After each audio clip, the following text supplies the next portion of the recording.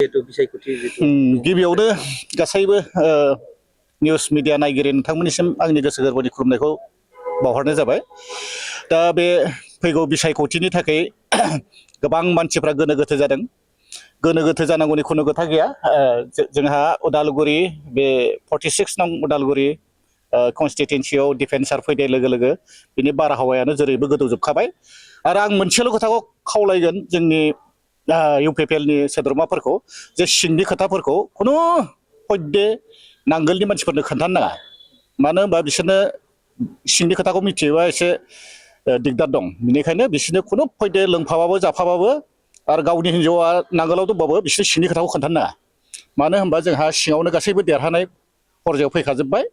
बेनिखायनो फैगौ 9 थारिखसिमल' नेनानै थादो आरो गासैबो गोसो गोथारै ट्रेक्टराव भटखौ होगोन जोंहा आसा दङ। आरो गासैबो मुस्लिम सावथाल बांगाल जंगाल गासैबो ट्रेक्टराव होनो रेडि जानानै दं। बेनिखायनो नोंथांमोनखौ आङो आरो गुरैयै खावलायहरबावनाय जाबाय नोंथांमोना गोसो गोरबोजों फैगौ बिसायख'थियाव 9 थारिखआव ट्रेक्टरनि सावगारियाव भटखौ होनानै देरहासार खालामनो बयखौबो खावलायहरनाय जाबाय। गोजोन्थों।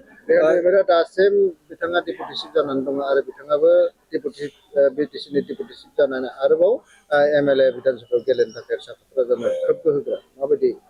बे खोथाखौ आं दाखालिबो बुंदों जे हमनानै ला थांनाय बाराव जेरै गबिन्द बसुमतारिया डेपुटि चिफबो जाबाय एमएलएबो जाबाय। बेखौ बेनि एक्सपिरियेन्सखौ मोनखाबाय। बेनिखायनो बिथाङा डेपुटि हिसाबैनो थाजानो लुबैदों समस्तिबासि रायजो राजाफ्रा।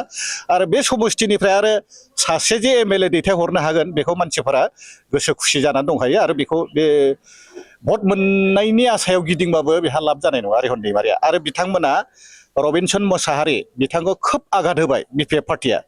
बिथाङा खोब गोरों मानसिमोन। बे सिनियर टप मस्ट सिनियर बर'नि बे सासे सिनियर एसएस अफिसार। बियो प्रिन्सिपाल सेक्रेटारिबो जाखांबाय बिटिसिनिबो लिगेल एडभाइजारमोन।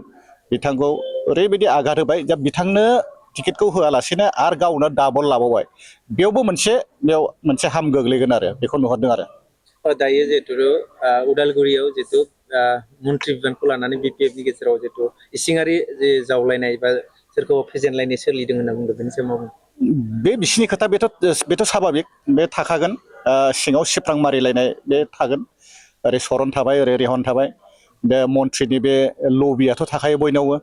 आरो सबसे लबिया मानसिफ्रा बिसोर सानैयानो जोंनि उदालगुरि डिस्ट्रिक्टआव पावारबो थोआ धोन सम्पतिबो थोआ आरो गासिबो थोआ।